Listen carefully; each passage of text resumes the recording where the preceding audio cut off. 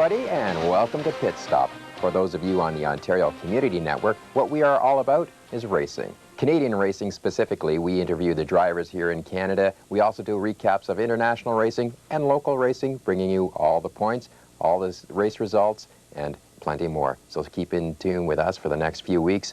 Lots to see. First up for this show, however, we've got the Molson Indy coming up next weekend, so we went down to the grounds with Jerry Priddle, and we also have a sneak preview of an interview that we did with Ron Fellows at his house. We'll give you just a little bit of that, and stay tuned for the rest. But as I mentioned, first up, down to the Toronto Molson Indy grounds, and Jerry Priddle with the talk about next week's Molson Indy. We are with Jerry Priddle getting set just less than a week away. We're going to be in the way of some very fast cars. That's right. This won't be the best place to watch the race from, but there'll be a lot of good ones around here to watch things from. Talking about watching the race, what's different for this year? Anything at all for the spectators? Well, I guess a lot of the changes that we've made have been in terms of the facilities here and some of the features.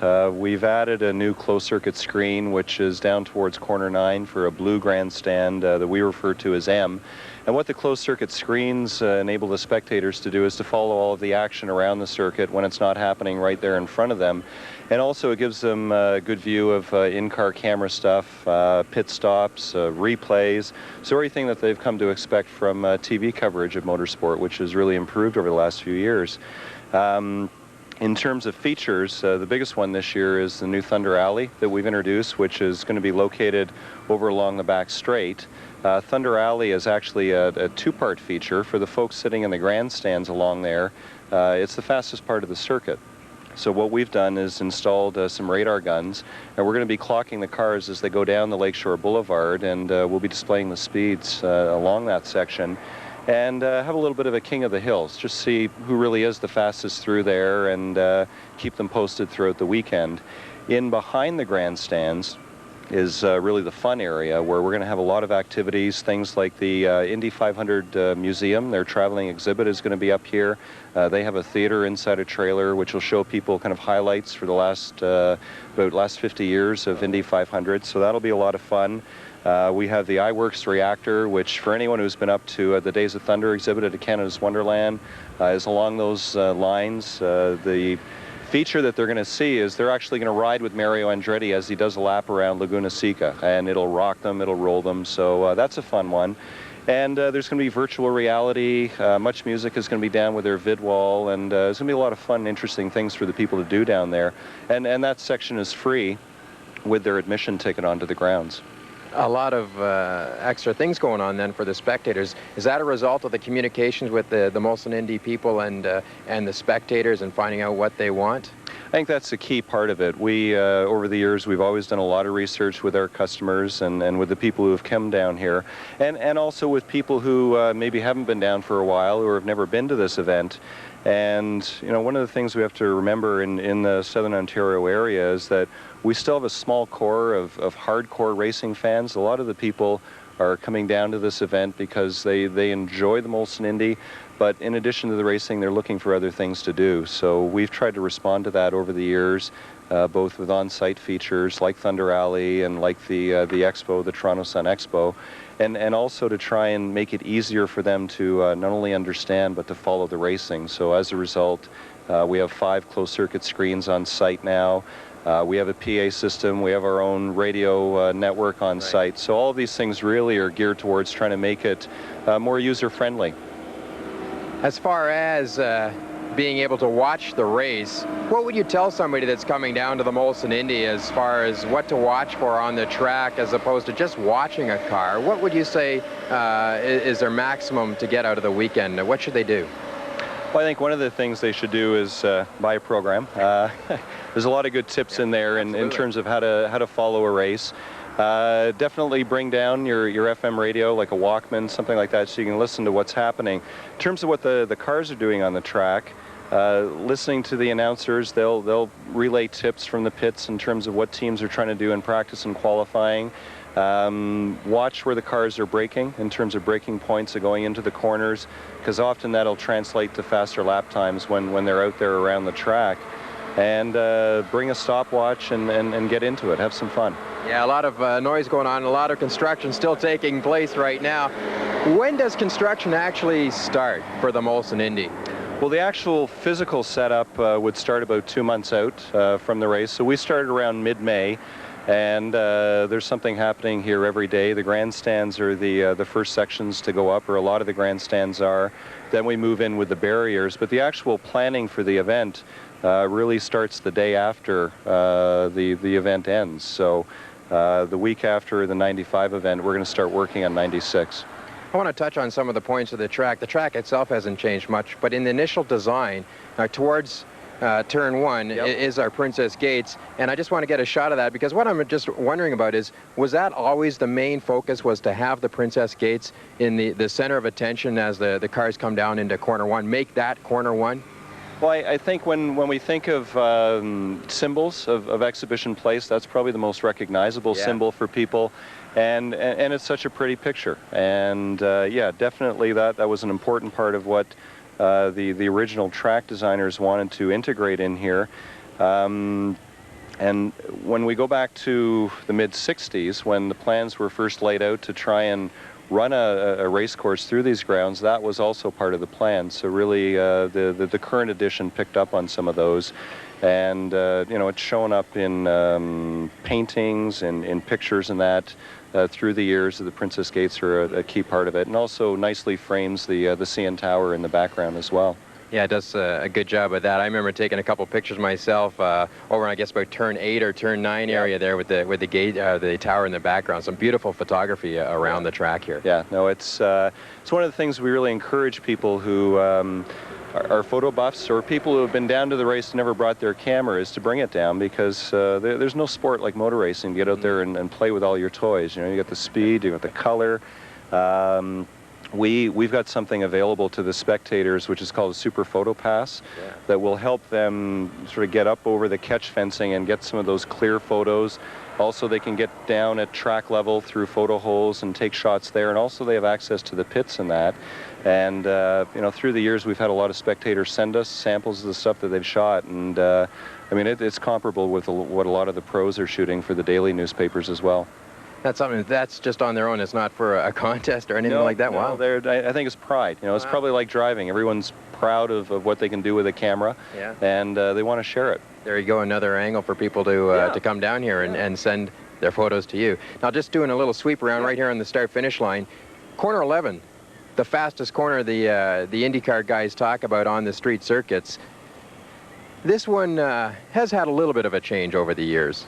Yeah, I guess the primary change really that we tried to incorporate was to move the wall back, just to increase the sight lines for the drivers as they come into the corner.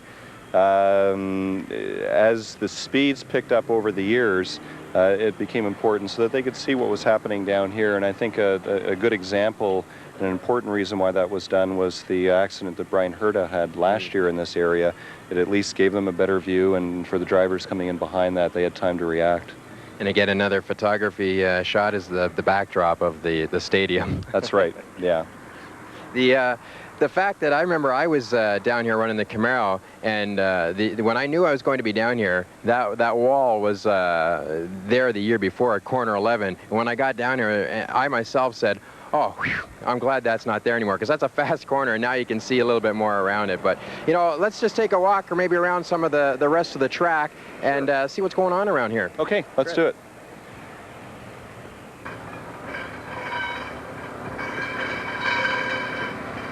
Construction on the gold grandstands just looks like they're into the final stages now. Now, this is actually quite a place to watch the race from. We're right here on the pit lane, and these people behind us in the gold grandstands can see all the action here on pit road. Absolutely. This is our premium seat location. It's a 3-day ticket, and these generally are the seats that'll go first and in terms of being popular with the fans. It'll be noisy like this on race weekend, but sort of a sweeter noise with the sound of 700 horsepower turbocharged engines wailing by here.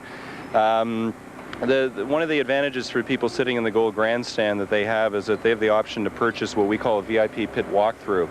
And that'll entitle them during certain times in the race weekend to actually come down into the pits when the track's what we refer to as cold, which means that the cars are not racing on the track, And it'll give them a view of the cars from down in this area and a chance to really see what it's like and catch some of the flavor of the racing from up close.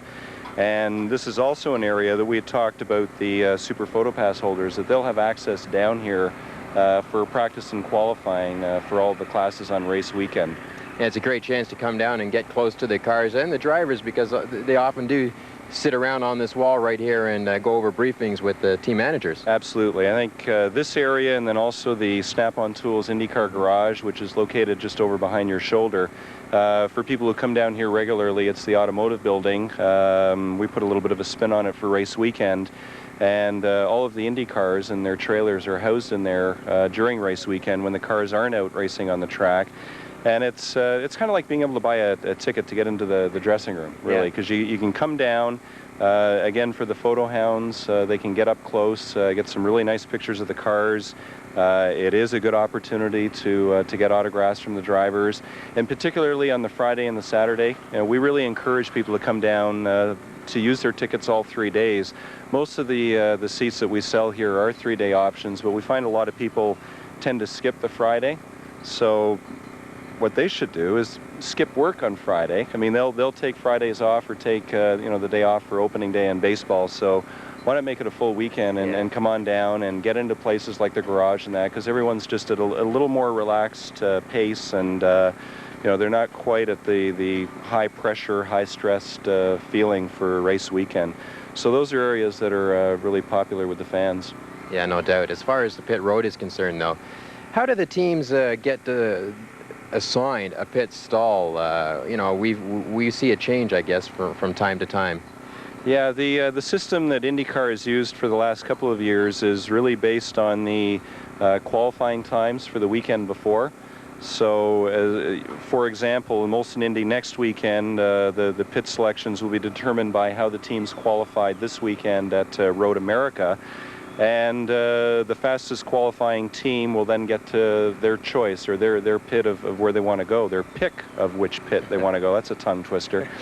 And more often than not, they will tend to take the stalls near the pit locations near the front of the pit row. But I think every team has their own favorite location, and generally they want to be in the front half of the section. Yeah, the pit area itself is pretty wide. In fact, almost looks as wide as the track at some points. That's certainly for safety regulations, and CART really make sure that you guys have put together a safe track, including the pit. Absolutely, and so much so that it's kind of ironic that in a sport that is really based on speed, that here in the pits we have speed limits, and we have photo radar, and if you break the speed limit and instead of getting a ticket in the mail, you'll be pulled in. Generally the penalty for that will be a stop and go, and that can be very costly for a driver or a team that's battling for the lead. Yeah, no doubt. And just carrying ourselves on a little bit further around the track, why don't we go check out the new Thunder Alley? Okay, look forward to it.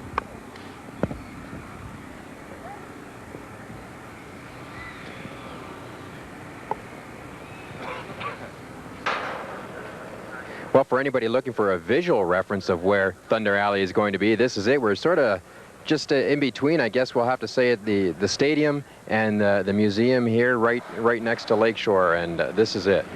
Yeah, I think right now you're really going to have to use your imagination to try and visualize what Thunder Alley is going to look like. But come race weekend, this is going to be a hop in place. There's going to be a lot of things happening around here. As we had mentioned earlier, over here behind the grandstands, we're going to have the Indy 500 Museum. We'll have the iWorks reactor will be in this area.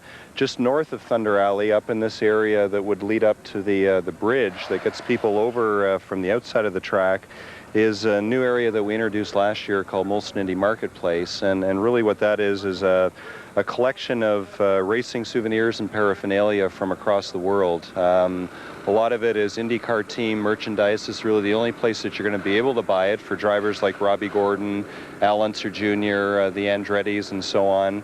Of course, our Canadians, Paul Tracy, Jacques Villeneuve, and Scott Goodyear as well, I think is going to have some stuff here. But also a lot of F1 team merchandise for anyone who couldn't make it down to Montreal a few weeks ago. A lot of the F1 teams will have stuff here. So I know it's a popular area. And that really is the gateway into Thunder Alley. And as I say, we're standing in it now. And it's going to span this whole area right down to the automotive building, or the Snap-on Tools garage. And in this area, we're going to have the Much Music vid wall. Over in this area, we'll have a beer garden and the PPG pace car display with the cars that are out on the track when the Indy cars aren't racing, and some of the others. They'll be set up down in that area. And we're going to have driver autograph sessions. Well, that really does sound like an exciting part for this year, as well as an autograph session outdoors away from the automotive building itself and the garages. That's right. And I mean, so far right now we've got drivers like Danny Sullivan and Scott Pruitt are confirmed for the sessions. So we've got some really good names coming down, along with many of Canada's popular drivers. We're expecting drivers like Greg Moore, who are running in the Indy Lights series, also to be a part of it. So good chance for the autograph hounds. Construction right behind us here on Grandstand M. One of the more unique ones, if not one of the ideal spots in the way of seeing action here in corner 9, just before they head back out onto the front straight. You're adding to the pleasure here at corner 9 Grandstand M. Absolutely. This has been a popular location. We have a lot of people who've been coming back here year after year. There's a lot of passing. It's a high action area. And now with the addition of a new closed circuit screen opposite the grandstand, these folks are really going to have a great spot to watch things. They're going to get to see everything through here firsthand, and then also get to follow the action around the race of the track on the closed circuit screen. And of course they'll get to see all the in-car camera shots from around the track, and replays and pit stops. So so far it's been a winner for us, and I'm sure it's going to be right on through race weekend. One of the super photo towers is here as well, so you can see down into corner 8. And you mentioned pit stops, and this is the spot where you can actually see these guys get themselves set up to come into the pits. You know that they're coming into the pits. They take a wider line out of corner 9. That's right. And I mean, generally you can predict by about the time in the race when they're going to come in. Listening to the PA, they'll help tip you off, because they are plugged into the communications that the teams have going between the driver and the pit. But also the way that they'll come wide as they go through the corner is going to be a clear indication, and that's when everyone can get out their stopwatches and see how the team does. Is that the reason why this corner is rather wide on the exit, because it is also in fact the pit entrance as well? Because I'll tell you, I needed this corner in qualifying with the Camaro. I spun and tapped the wall. Not hard, mind you. Yeah, that's part of the reason, but throughout the facility, what we've tried to do with the track is wherever the space would allow, make it as wide as possible. And that really has been one of the distinguishing features of this exhibition place circuit. Compared to other temporary circuits, it has lots of wide corners, lots of passing room. That's why the drivers really enjoy coming back here year after year. Drivers enjoy coming back, and so do the fans. Record numbers. How about this year? You know, I love your promotion. 160,000 people, can't be wrong. Yeah, that really speaks volumes. A lot of people don't realize that the Molson, Indy, Toronto, and Vancouver are two of Canada's largest annual sporting events each year. We outdraw the Grey Cups and a lot of other popular events. Last year we had over 65,000 people packed into this place on race day, and everything's pointing towards another good, strong crowd this year. But that's not to say that there aren't plenty of good seats available for people. That's something that we seem to battle this close to the event. A lot of people have the perception that seats are gone, and that's not the case. We're going to be selling tickets right up through until race day. People can either get them through our ticket hotline, and I'll give that number in a few minutes, or they can go to Ticketmaster outlet in the area, or they can buy the tickets here at the gates when they come down. So they've got all the Indy cars to see, and over the years you've been able to provide support events where some of the Canadian drivers have been able to sign up in some series and get some notoriety and go on to some great stuff.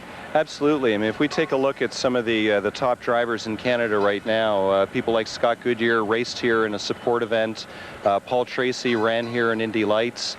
And this year, folks are going to be able to watch a young kid from the Vancouver area by the name of Greg Moore.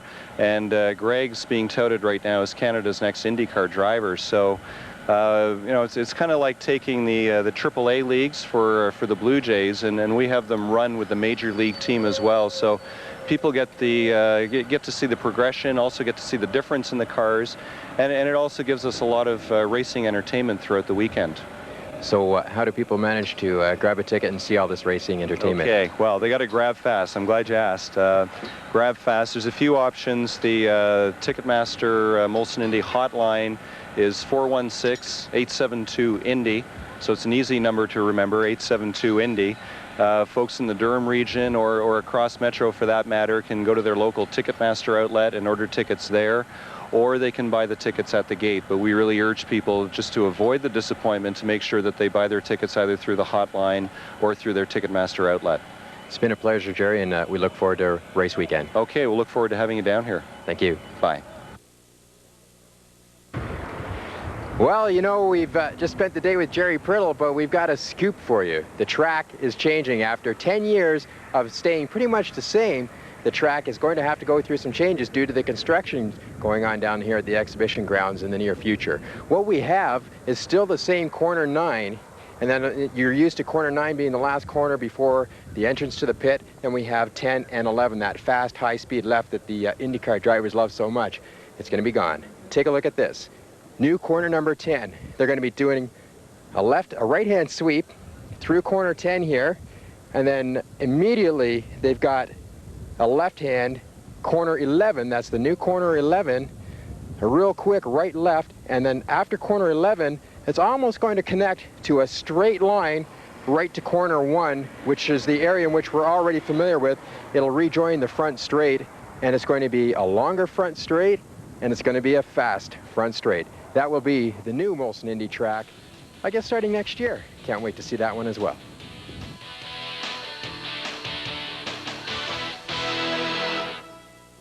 Molson Indy's next weekend. Up next, we have a sneak preview of an interview we did with Ron Fellows. Linda and Ron Fellows invited us into their house, and now here is that interview where we asked Ron, what did he think about the state of racing in Canada? I'm not real happy with the way things are in Canada. I don't think there are too many people that could be. We had the crop that you're seeing at the professional ranks in IndyCar and Formula Atlantic, Indy Lights, and myself in Trans Am. That group came out of that boom period that happened in the 80s and the mid-80s through the early 90s. And that doesn't exist anymore. You know, we had Players GM Series, Rothman's Porsche Turbo Cup, Export A, and Canadian Tire Formula 2000 Series. You know, the only thing that's managed to survive is 1600, which seems to be pretty strong, but it's where do those guys go next? You know, what has happened, you know, why all that happened. You know, you can blame it on a recession, but I don't buy it. It's not recession related. It's an organizational thing that's got out of control in Canada. I believe that the tobacco companies, when they were sponsoring different series, could have gotten along better, and perhaps they all could have survived, and the sport should have been managed better, in that they could all compete and get their marketing value. But it became a real war, it seemed like, and you know, unfortunately, the racing has suffered.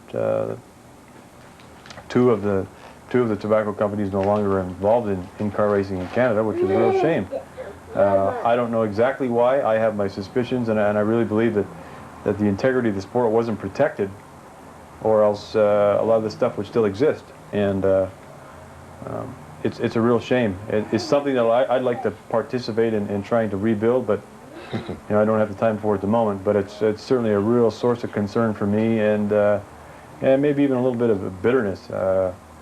Racing is a very difficult sport that requires a lot of money, and you know, we had a great thing going from about 85 to 92, and you know, the racers really suffered. You know, we all put a lot into it, invested a lot of money and time, and it was gone just like that. It's, you know, hopefully we all can learn something from why all that happened, and it'll slowly make its way back. You know, I sure hope so, because that next crop, I don't know where they're going to come from. You know, the guys that are in 1600, where are they going to go next? To go to like Formula 2000, it's a U.S.-based series. You know, so there's an automatic 35, 37, you know, 40-cent increase on every dollar you got to spend if you're going to go compete down there. And it's a really tough deal. And without the races being showcased like they used to, it makes attracting sponsorship a very difficult proposition unless you've got wealthy parents or family. We'll show you that Fellows interview in its entirety later on in Pit Stop. Ron Fellows will be in action this weekend at Road America, as well Kenny Wilden will be making his debut at Road America. The Indy cars are also at Road America just before they head here to Toronto.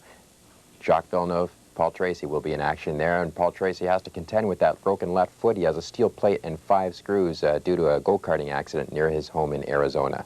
Just to let you know as well, this weekend at Motorsport International Speedway, they've got a big show going on. Tomorrow you can catch the features there at the Speedway. Racing starts at 1 o'clock. The gates open at 12. And also, just to remind you as well, Pit Stop, 6 o'clock every Saturday. You can tune in right here and catch all your Canadian racing action. And don't forget about Motorsport International Speedway Thunder making its debut tomorrow night at 8 o'clock on the network. Be sure to tune in. That's all for now on Pit Stop. Until next week, have yourself a great time.